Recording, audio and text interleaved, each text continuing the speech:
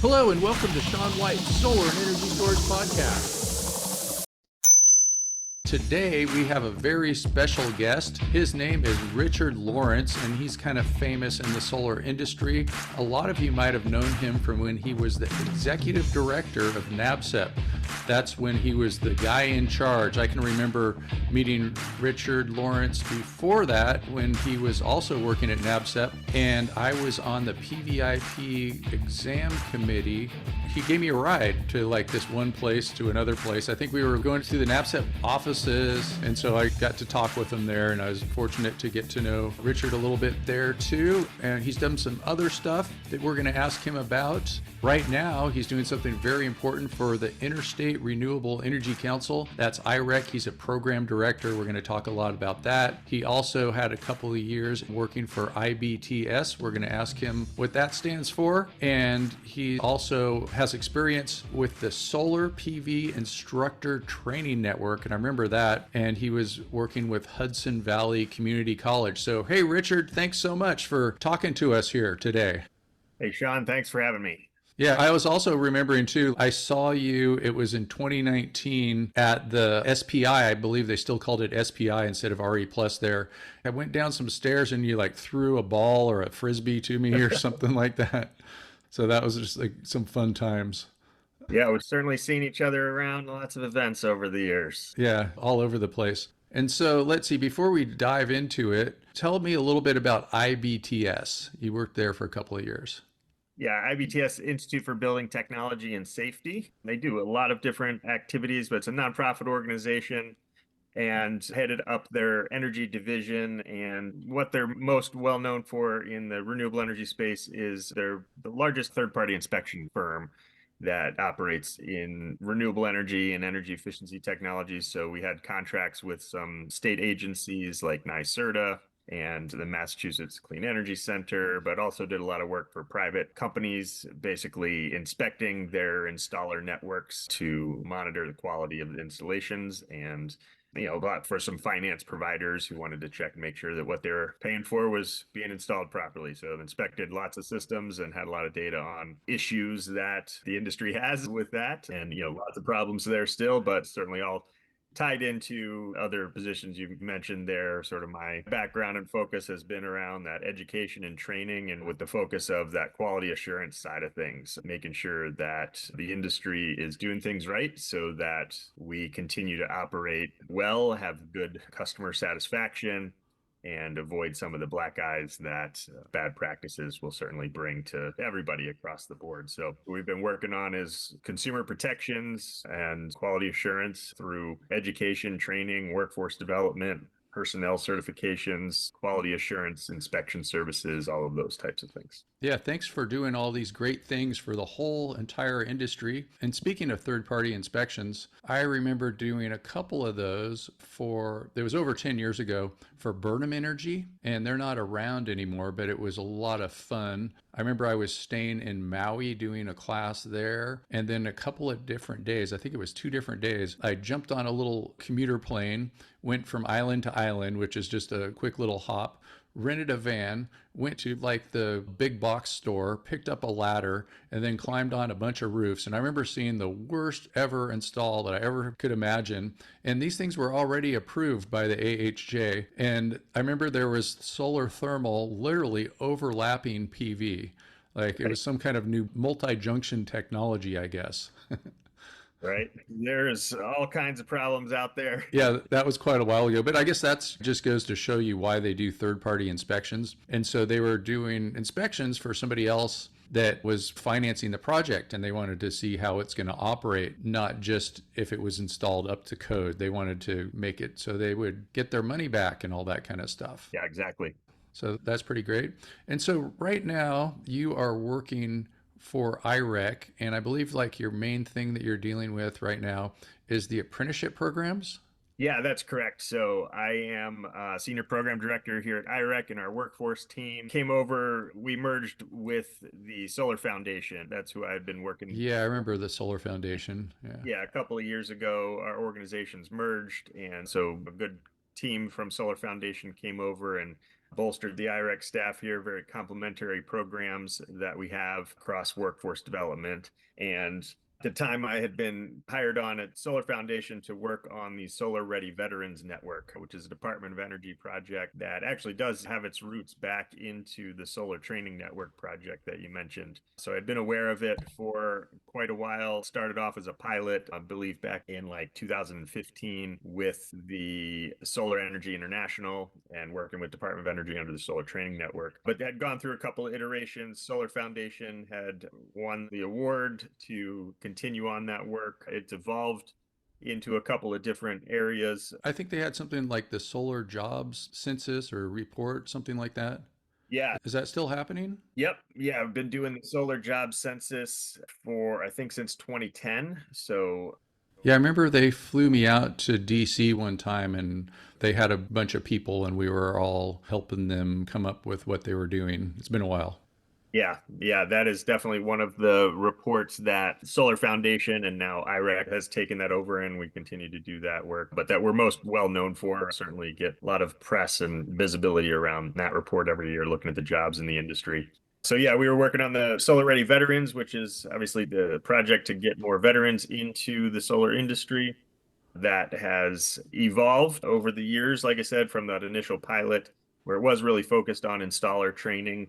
And now we've broadened out to really look at all different occupations across the industry. You know, veterans bring a lot of different skill sets from different areas and can plug into lots of different jobs. And so we've got a couple of different programs there that are connecting across the whole spectrum. And that's another resource that IREC is known for, is our career maps and other tools that we have to help job seekers understand the industry and the types of jobs, and then the training that we need, the certifications that might be available in that. So we've got a lot of resources on there to help any job seeker to understand the options across the industry. From manufacturing is certainly growing to clearly construction, and the installation of projects is a big thing, but across into finance and policy and legal aspects, some of those professional services and engineering. There's jobs all across the board, and veterans bring a wide range of talent to those positions.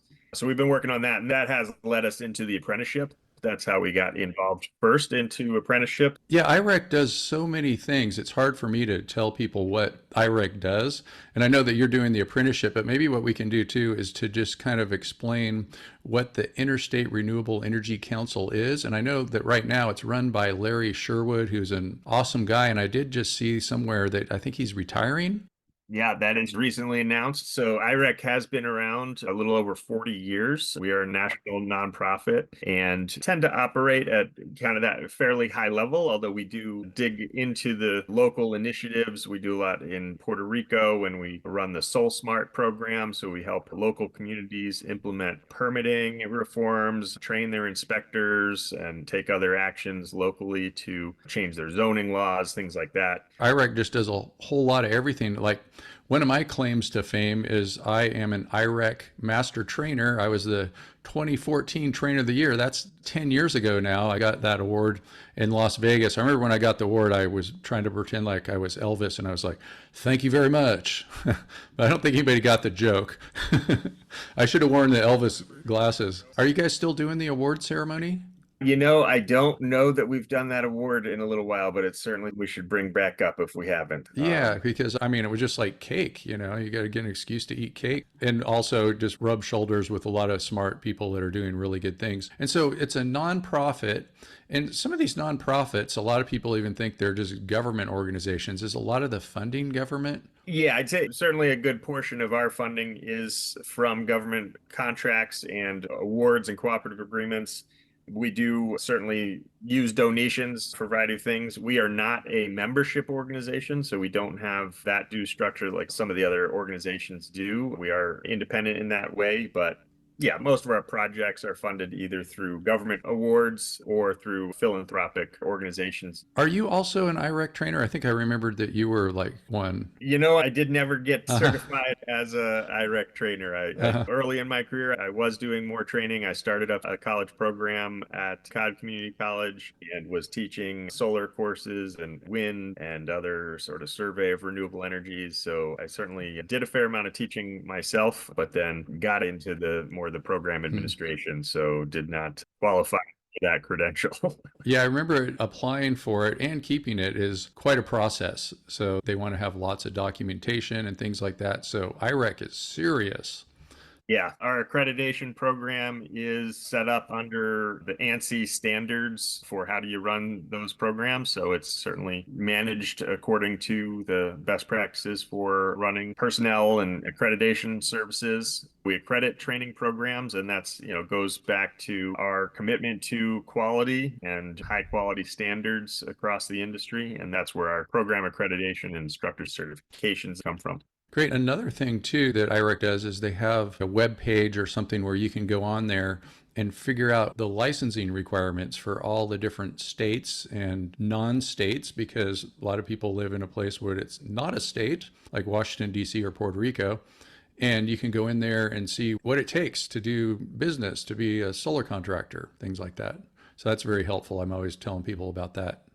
Yeah, one of our most visited pages actually is our solar licensing database. And I'm actually leading a project right now through the SEAC working group to update that. So we're going state by state and trying to make sure that's all up to date. And we'll have a new version out of that later this year.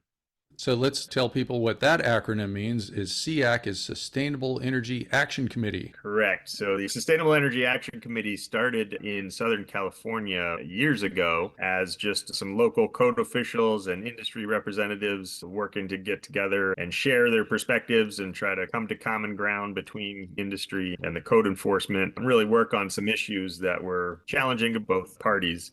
So they came up with a committee like that. I guess it was probably a bad surf report that. Yeah.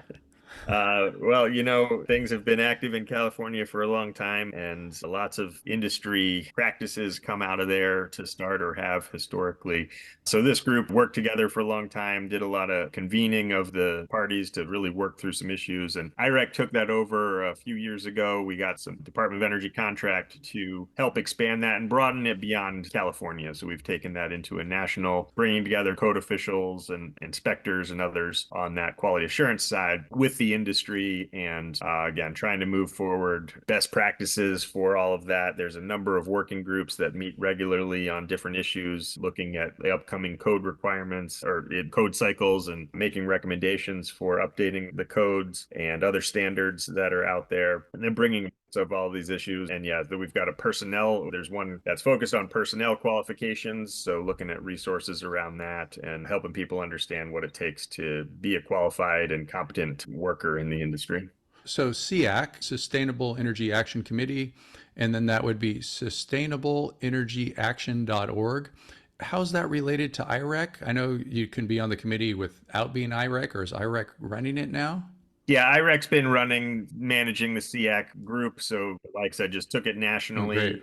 Yeah, it's very helpful. Like I go on there quite often and look at different reports that you have. Like I've been doing some energy storage stuff lately, and it's a great resource. So thanks for doing that. Yeah, another one we've got there is Empowered, has a lot of resources for energy storage and emerging industries there. One of the things that Solar Foundation and IREC have done is looked at the related occupations around the industry. We've been talking about like code officials, the building inspectors and realtors and firefighters and building operators and other entities like that are involved in the industry. We call them allied professionals that really can have an impact one way or another, making things easier or making things more challenging if they don't understand it. So we've done a lot of work to create resources for those people that are adjacent to the industry in these allied professions. So lots of resources on the website on irecusa.org. You can get to our resources page, and we're always putting out a lot of stuff. And one area we didn't mention that I would throw into we're known for is a lot of our regulatory work. So we do have a whole team that works in the regulatory space, dealing with interconnection and net metering and other policies like that, where they would intervene in those cases. And we've got, model best practices there for interconnection procedures that we try to get out and get adopted. We know that's a major issue facing the industry now, and we're trying to help streamline that and improve those processes as well. Yeah, and just another thing too is I remember the previous person that ran IREC was Jane Weissman. So shout out to her. She retired also. All these retiring people, I'm never going to retire.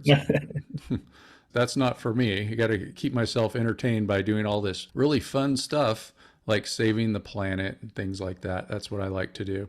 We'll be sad to see Larry Sherwood leave. He's certainly given us a fair amount of time to do a good search and then to onboard that new person. But yeah, Larry's been around for a long, long time, was executive director at the American Solar Energy Society, ACES, was also executive director at NESI back in the day, which is the Northeast Sustainable Energy Association. Not just another Loch Ness monster. Yeah.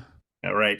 He's worked also at the Small Wind Certification Council. So I've interacted with Larry for many years in those various capacities. Yeah, I remember he was also running the show when we were doing, they called it the Solar PV Industry Forum, where we were coming up with the National Electrical Code and we were meeting at NREL, and he was the guy in charge. Yeah, the Solar ABCs, I think, is what that project made. Yeah, I think they changed the name of it different times. Yeah, I think it was Solar ABCs at the time. And I know SIA is running it right now. So if anybody out there wants to write the NEC and put their own words into it, there's a committee for that. There's lots of committees.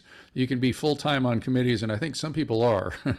You might be too, but you get paid for it. It's your job. Yeah, well, yes, the ones that I help manage. Yeah, we are always looking for volunteers to help. It is very important to get the industry perspective. And I'd say more and more we're seeing these grants, especially from the government, that are requiring that industry participation. Volunteer effort that industry players provide can count as cost share in a lot of the projects that we do. So it helps us get those awards and to do the important work that we do. We always want to make sure that it is aligned with the industry perspectives. So we always want to get that input, and we've got a variety of ways to get involved. I mentioned that Solar Ready Veterans Network. We've got an advisory committee for that. We've got some other working groups that are looking at new apprenticeship templates, new guideline standards, they're called. And we've got, like I said, working on updating that licensing database. So, giving us input in how does licensing work in your state, and that SEAC working groups. There's a number of ways to get involved there in those, the code adoption updates, like you said, looking at model language and making those proposals. So we're helping to coordinate some of that. So lots of ways to get involved. If anybody's listening here wants to support these efforts, we'd love your support. Great. And so, speaking of the veterans, I just actually had a real Army general on the podcast. We released it on April 21st, and his name is John Kim, and he's with the American Battery Factory. So maybe you could get him some extra benefits, huh? So that's one of the things you're doing is the Solar Ready Vets Network. And also the main topic that we were going to talk about today was going to be apprenticeships. And I know that you know more about this than just about anybody as far as what's going on. And so I thought maybe what we could do is to talk a little bit about this. And the Inflation Reduction Act has apprenticeship requirements. So like maybe we could start with the basics of what does that mean, apprenticeship? A lot of people know there's apprentice electricians. I mean, I guess 1,000 years ago, there was apprentice blacksmiths. Yes. So maybe we can explain it. Like it probably doesn't mean following your father around, learning his trade, but it could be. It could be if you're working for a family-owned business, for sure. But yeah, we did get into apprenticeships, like I said, through the Solar Ready Veterans Network. When we looked at ways to get veterans into different jobs, apprenticeships came up as one of the top recommendations from a lot of people we talked to, because veterans are not very well known, even among veterans in apprenticeship programs, to be honest. When we think of the GI Bill, we typically think of paying for college expenses, but a veteran can also use the GI Bill for this other higher education pathway of apprenticeships, and they can get a housing allowance. Their military housing allowance is then paid directly to the veteran if they're in that registered program. And so it's a great way to register apprenticeships, are a great way to attract veterans. That's what's got us, again, into this. And so is this just for veterans, or is it? No, for sure. But that is one of the key benefits to having a registered apprenticeship program for employers. It does help them attract veterans and other diverse populations. So step back, what is an apprenticeship? So apprenticeship is a way to learn an occupation, learn a job that typically learned through on the job, learning by doing and under the experience of a trained mentor, somebody who knows what they're doing there. So the fundamentals is it's primarily a trade on the job with the experience of a mentor showing you the ropes. Apprenticeships have to combine also some related instruction. So you are taking some classes to supplement what you're learning in the field. You're taking those theory classes. So how does that work too? Like if somebody sets up an apprenticeship program, I know that the unions are doing that, but is there certain rules? Can I just set up an apprenticeship program tomorrow? I don't think it's that simple for just like a little small installer maybe to go like, I'm going to start an apprenticeship program. Yep, it is definitely possible. There's lots of misunderstandings about apprenticeships. And first is that they're only in the construction trades. And the second is that they're only with unions that you mentioned. At least, that certainly is where there is a lot of apprenticeships and historically in the United States. But apprenticeships are really just that training model, and they can be implemented. There's a really wide variety of options for how do you implement apprenticeship programs. You have to have an employer that hires that apprentice and provides that training with their staff.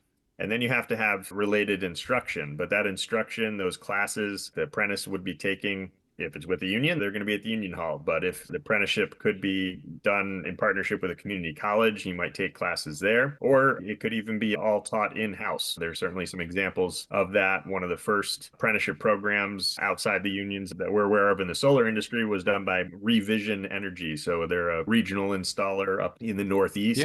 Yeah, they take my heat spring classes. Yeah, so they did start up their own training center. They provide the training in-house using some electrical curriculum and some other classes, some manufacturers training and such. But they, deliver that classroom training in-house in their facilities with their own instructors and are able to train electricians through their apprenticeships. Up in the Northeast and a couple of the states they work in, you have to be an electrician to work on these systems. And so they're like, well, I guess we got to figure out how to do that. So it's certainly possible for a smaller company to do that, to manage a program. We certainly encourage participation with partners like a community college that can deliver that classroom training. Yeah, so for the heat spring classes, I think that they're doing that. And I just make the curriculum for the classes, so that's not my side of the business. But does that sound right? When you were saying revision, it made me kind of think that maybe they're working together on that. I don't know that they're working together. I think most of those classes are taught in-house at Revision, but I know that Brian there at Heat Spring has been looking at apprenticeships. I can't speak for them and what they're doing, so I'll leave it at that. I'll have to bring Brian on here next. Yeah. Yeah, you can have an apprenticeship program and then just bring in classes like that. The classes that Heat Spring does, many of those can be incorporated into apprenticeship program.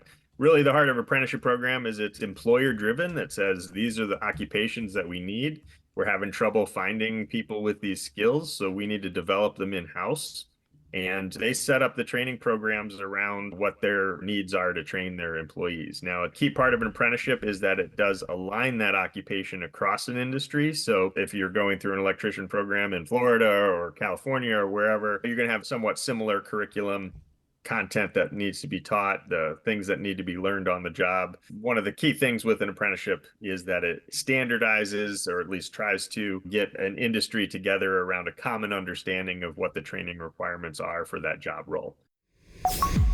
We have Brian Hayden here from Heat Spring because there were a couple of things that I wasn't too sure about as far as Heat Spring and apprenticeship programs go. So, hey, Brian. Hey, Sean. Yeah, Brian is the founder of Heat Spring, and he understands everything about Heat Spring and how that works with apprenticeship programs. So can you tell us a little bit more, Brian? Sure. So when the Inflation Reduction Act came out and there was the requirement for registered apprenticeship programs and anything bigger than a megawatt, we had to figure out pretty quickly how we wanted to help our customers comply. And where we netted out is we've got a whole bunch of free good information on our site about how to comply. There's free courses, toolkits, and we're always here if people want to reach out and get a little bit of, just a human interaction about how other companies are complying. So you can always kind of reach out to us in that way. But then really the meat of what we're providing is the related training instruction. So all these apprenticeship programs need 144 hours per year of RTI. And so we're a provider of that. What is RTI? Related training instruction. It's essentially the classroom training that you need as an apprentice. So my classes are being used for this then? That's right. Cool. All right. So, we're a provider of the RTI completely for some companies, and we can provide examples of that if your company is trying to put together a program. And then in other cases, just, we're a part of the overall program. Like maybe they have internal trainers who teach some classes. Maybe there's a class at the local community college that they really like, but then they kind of supplement with some of our classes. And yeah, Sean, your classes are a part of that for a lot of companies. So please put us into the mix, people. And how would people get a hold of you to find out more or sign up, things like that? Yeah, there's a registered apprenticeship program section on our website at heatspring.com. Also, we're not a huge organization, so pretty much any contact information you find on our site, you're going to get somebody who knows what they're talking about, or you're one step away from somebody who knows what they're talking about. So info@heatspring.com, fill out a form on our website, call 800-393-2044 and hit extension 0. If you're looking for us, you'll find us. Great. So you hear that, people? Get your apprenticeship requirements met and get NABCEP certified. Check it out. Thanks, Brian. Thank you. Yeah, so I'm at the HeatSpring website, and they do have a apprenticeship page, and it says HeatSpring helps solar companies comply with new industry apprenticeship requirements. So now we kind of know what apprenticeships are. And then also for the Inflation Reduction Act, there's apprenticeship requirements. You probably know all about those, I imagine. Yeah, as much as anybody can at this point. Yeah, let me step back. So we kind of broadly talked about apprenticeships, but at the heart of it, again, it's that employer driven. They need to train somebody in that job. There's a common understanding what it takes to train somebody in that job.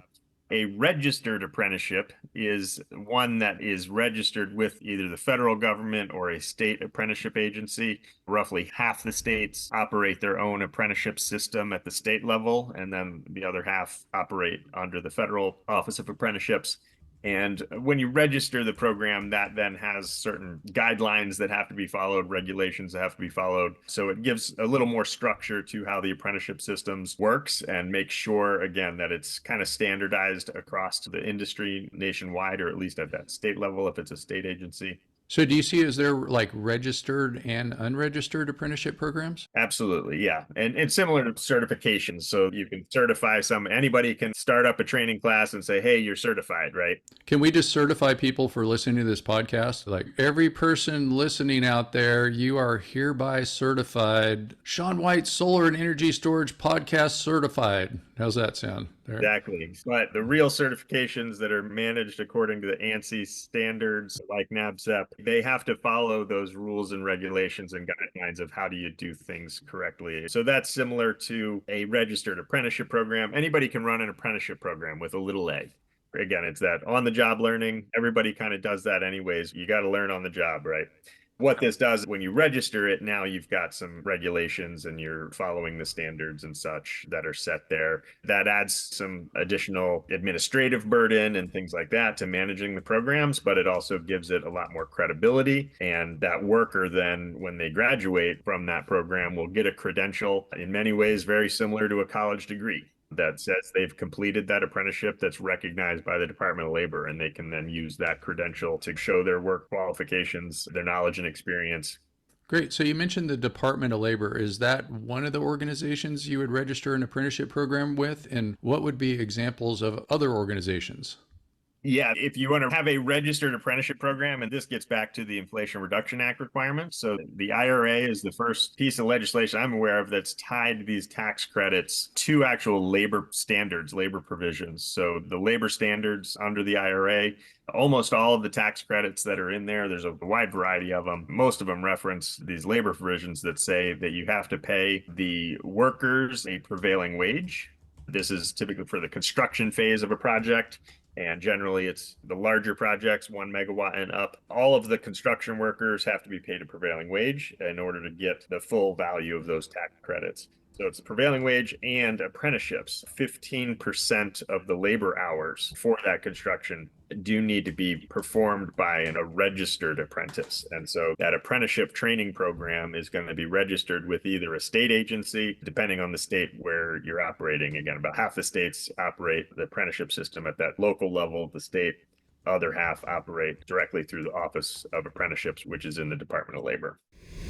We interrupt you for a very important announcement. Sean White's Solar and Energy Storage Podcast has been brought to you by Sean White's Solar and Energy Storage Podcast. That's right, Sean White is sponsoring his own podcast. and he wants to remind you to go check out some of his classes. You can go to SolarSean, that's solar, SEAN.com, and then click on the links to check out his classes. You can check out his heat spring classes, and you can also hire him to teach classes for you, like at your company, something like that. Now back to the show. So just like you have the licensing database, what kind of license it takes to become a solar installer or energy storage installer, does IREC also have a database of apprenticeship programs that are registered? We leave that primarily up to the Department of Labor right now. They are the ones that are registering those, so they have a directory that would... Oh, so the Department of Labor has that. And then that would be for all the state programs? Each state would have their own program as well there, but they do monitor. Most of those feed up to the Department of Labor, so you'd see them listed there too. Okay, so like if I was in a particular state and I wanted to install greater than a megawatt and get the full 30% tax credit, then I would have to go through the apprenticeship process, and I could hire somebody that already has it going on, maybe like a union or something like that. But also I could start my own program and just register it with the state or the federal government. And so I could just Google, like, say, Louisiana apprenticeship program or something like that. Yeah, there are options to comply. There's different ways to run the apprenticeship programs. There's certainly all the union halls out there. And I know you do some work with the carpenters. That is one occupation that certainly can be trained and does get involved with solar installations and wind installations too, I might add. They also have that millwright occupation, which goes back to the old wooden windmill days, is why it's a carpenter. But nowadays it's working on wind turbines and other things like that. And of course, there's the IBEW, the all-powerful International Brotherhood of Electrical Workers. And then the Carpenters Union that I'm involved with is the United Brotherhood of Carpenters, the UBC. Correct. Yeah. And then on the larger installations, there's a couple of agreements that are out there. One is between the electricians, the IBW there, and the operating engineers and the laborers. That's a three-party agreement that separates out the work between those different trades. And so you can apprentice in any one of those occupations. So you can become an apprentice laborer or an apprentice electrician or an apprentice operating engineer, which runs the equipment on a job site like that. And you would work doing that work for that company and get that job experience, and then also have to take classes in those related fields. Right now, solar installer is not an occupation that is recognized as one that you can train in an apprenticeship program. I should say outside of Florida is the only state that's actually recognized solar installer. So Florida does have a solar installer contractor's license. So they recognize it as a trade in that state. Great. There are only a handful of states that do that. Yeah, California does have a solar contractor's license. California does, but California has not recognized it as an occupation. Even though they've had a license for over 40 years for that occupation, they refuse to recognize it as one that you can train as an apprenticeship. And I have one of those licenses, and I just feel so bad right now. As of this week, it's not a very useful license. They just took away the ability of the solar contractor to install batteries, well, at least greater than 80 kilowatt hours. Gee, I know. I just saw that you posted that, I think, on LinkedIn. And so I have the C46 license. Fortunately, I have the electrical license to the C10, so that's a get around. But solar always used to be batteries, and then now the politics is taking it away. It's like good old politics. Yeah, as long as that license has been around, solar installers have been able to install batteries associated with that equipment, and it has been unlimited of scale there in terms of the size of the system. And as you say, 20, 30 years ago, even 15 years ago, you'd be hard pressed to find a solar electric system that didn't have batteries in it, right? Yeah, I almost wonder if it has something to do with when the National Electrical Code kind of took energy storage out of Article 690, photovoltaic systems, and put it into Article 706, energy storage systems. It was a new article, and maybe that kind of messed it up for my C46 license.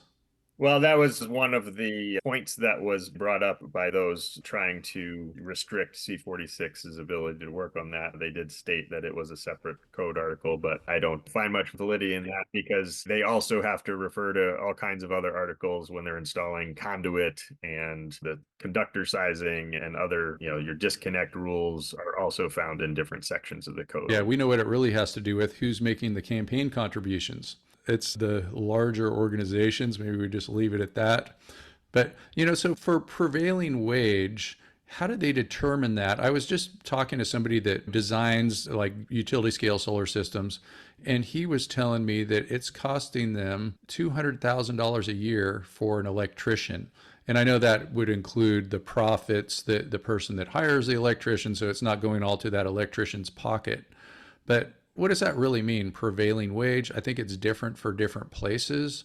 I know there's right to work states, which pretty much means non-union states, where maybe it's different because of that. I know that if you're in an area like San Francisco, it's probably going to be different than if you're in an area where the wages are a lot lower and the cost of living is lower. Yeah, correct. And I will not claim to be a prevailing wage expert, but certainly know a little bit about it in relation to the IRA guidelines here. Is there a prevailing wage for IREC program directors? No, there's not. We've not done a wage survey for that position yet. Well, I'm not going to encourage you to go on strike. So, So the prevailing wages are set essentially at the county level, and they're done so through the Department of Labor conducts what's called a wage survey for a particular occupation. And so they will survey the employers who have people that do that job role, and they will say, all right, what are your wages you pay? What are your benefits as well? A prevailing wage, it's not just the pay, it's a combined wages and benefits scale. And they come up with what is the common baseline wage for that county. And when you're doing, Inflation Reduction Acts or other prevailing wage projects, you really have to look county by county as to what the pay rates are for that class of worker. So then you would look at the type of work that they're doing determines what then that class of worker would be. So even if you haven't called that person an electrician, you haven't hired them as an electrician, if they are doing work on a job where they're touching electrical wires and things like that and doing conduit and other electrical work, then they would be classified as an electrician for the prevailing wage. Same for operating engineers. If they're driving equipment and that's what they're doing that day, well, that day they're the operating engineer and you have to pay them that wage rate. So it's county by county. You go into the system and you look it up. If you can't find the appropriate wage classification, they haven't done it either in that county, or the type of worker that you're using isn't recognized there yet, there is a method for requesting a wage rate through the Department of Labor, and they can, you can follow the rules there. But yeah, basically those are set by, again, surveying a number of employers and finding kind of that average wage that a worker is paid for that type of work. I also know that there's some, let's say, controversies or disagreements over what an electrician is required to do. And so you have people putting piles into the ground, and then you have people putting together the rails, trenching, things like that. And then there's the putting down of the modules without connecting them together, and then putting the modules down and clamping them on and connecting them together. And I think it's just different in different places. But I've just seen some of that controversy going on. And of course, everybody wants it to be their thing, Yeah, and that kind of gets down to the state by state and the apprenticeship system, but really the states determine the regulations, laws, et cetera, around who can do what type of work in that state. So typically, licensing is done at that state level, and that gets into, again, what are the requirements to perform certain types of work in those areas. So we do see variation state by state. Again, our solar licensing database helps with some of that, where some states will say, hey, in this state, we consider every component to be an electrical component and you have to be an electrician to touch it.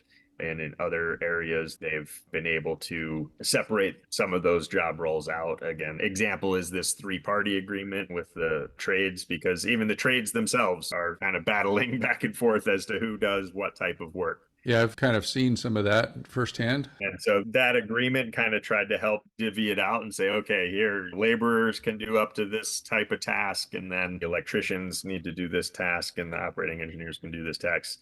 There is another agreement as well that involves more 15 trades. It's a very broad agreement that covers kind of all construction types technologies, and that works for solar as well. And that 15 trades. Wow. Yeah, well, and that's sort of broad, being able to construct any type of facility, not just renewable energy here, any type of building or industrial. Do you have an example of that? Is it like a particular organization that's doing that? It's an agreement that's among these union trades, and that is one, again, the carpenters are involved in that agreement. Mm. So that is a way that they can carve out their role on the project. That's a lot of trades there. They're not necessarily all going to be on that project. It just Uh-huh. says you may not have gas fitters involved in Uh-huh. it, but they are part of that agreement that says, all right, if you have this type of work, then they would be in it. But a solar project wouldn't have that type of work. So Great. So if somebody wanted to be involved, install over a megawatt, where would you recommend they go? Because they would need to meet these prevailing wage and apprenticeship requirements. So what would you recommend to people that are trying to do that? Like maybe somebody that has like a smaller company. I guess, the bigger companies, they obviously already know, but maybe they don't. But maybe you know more than these small companies. yeah, so I would certainly refer to our website, irecusa.org. And on there, we have the program, the Apprenticeships in Clean Energy Network. ACE Network is a Department of Labor funded. We're actually a contract to the Department of So Labor. We ACE serve, Network. yeah, the ACE Network. So we have a contract with Department of Labor. We're what's called an industry intermediary. And our industry is the clean energy industry. So the Department of Labor has hired us to be that liaison between the industry and them, the Department of Labor, to help the industry understand the apprenticeship system and navigate that system. We do also even have some financial incentives that we can help people to hire apprentices from diverse backgrounds and train them in these occupations, and really broad across the spectrum. Lots of demand being driven by the Inflation Reduction Act for those construction occupations. And one other thing I forgot to mention, so the Inflation Reduction Act says prevailing wage and then this 1 megawatt and above. But the other piece is that any contractor working on that project who has 4 or more employees working on that project has to have at least one apprentice. So really every contractor that's engaged, not just the 15% of the total labor hours, it's any contractor that has at least 4 people working on that job, at least one of them has to be an apprentice. So it's really across the board, anybody involved in the construction of those projects, and across the board in terms of any of those clean energy. Could be carbon sequestration, or could be, wind or other facilities like that too, battery storage facilities, the electric vehicle charging infrastructure funds, those are all tied into these same requirements. So we've got resources on our website. We've got funding to help as well. So encourage everybody to come. We've got free technical assistance that we can provide. We're paid for by the Department of Labor to help you understand the system. Great. Yeah, and so I was just looking up the ACE network. So it is on the IREC website, and it stands for Apprenticeships in Clean Energy. Because I was kind of, when you said ACE, I was thinking of gambling, things like that, especially since, I got to get ready for the next NABCEP conference, which is going to be next March in Reno. So Reno's famous for gambling, lots of aces up there. And then there's Ace Frehley. I don't know if you remember Ace Frehley. Kiss, the band Kiss. Yes, yes, of course. Yeah. So great. And so another thing too that people are worried about, and I'm sure nobody really has the answer for this, but maybe I just thought I would bring it up. There's an election going on. And do you think that the results of the election could reverse some of these tax credits, the ITC, the apprenticeship requirements, or we just leave that up to somebody else to answer? Yeah, I certainly won't comment on the politics of it, Yeah. but from what I've read, most people seem to think that even though there's very strong difference of opinions on both sides of the aisle around particularly the Inflation Reduction Act and the green initiatives, and the Inflation Reduction Act is literally the largest government agency action anywhere in the world to fight climate change. And so Woohoo. those who don't believe in climate change don't think that we should be spending this investment to become more sustainable energy sources, more domestic energy sources through these. But anyways, it is funding a lot of investments in manufacturing, which has been a big push, certainly both across the aisle on both sides, that everybody wants to see more manufacturing. So we certainly see lots of examples of people who did not vote for this legislation, but are at the ribbon cutting ceremonies and promoting the jobs that are being developed in their locality. So the majority of the investments are actually going into red states. And from what I've read, most pundits and such that I've heard on ask this similar question, they're not too concerned that this will be eliminated. While it's certainly on the priority list of the party that's not in the president seat right now, Yeah, most people think it will be a very difficult thing for them to actually do when it involves saying they don't want these jobs in their communities then. Yeah, and even if somebody doesn't even believe in climate change, I kind of think that there's just a lot of stuff here that's just good for everybody. Like you were saying, manufacturing, things like being self-sufficient in energy, like making more energy and all that stuff. So there's just lots of jobs and things like that. Things that would be hard to just tell people like, oh, you're going to lose your job now because we don't believe in that. And another thing too is I think with politics and things like that, that probably a lot less changes than the rhetoric would have you believe. Yeah. But yeah, let's not get anybody upset. I know there's, even in the solar industry, there's a lot of people that vote for both sides. So yeah. So what do you think, Richard? You want to talk about some more stuff here?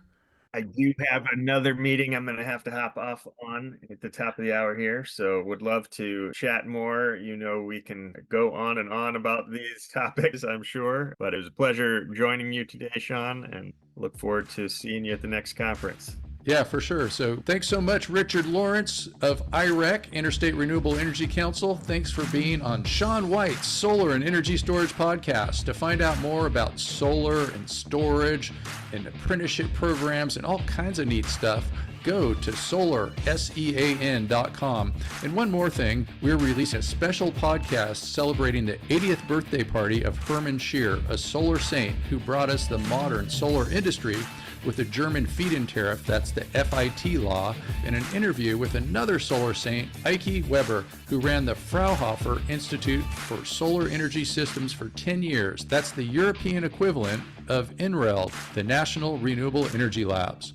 Among other great things that he did, Ike was a friend of Hermann Scheer, and also my claim to fame is I'm a friend of Ike's too. And by the way, Hermann Scheer is no longer with us, but we are celebrating his birthday party anyway.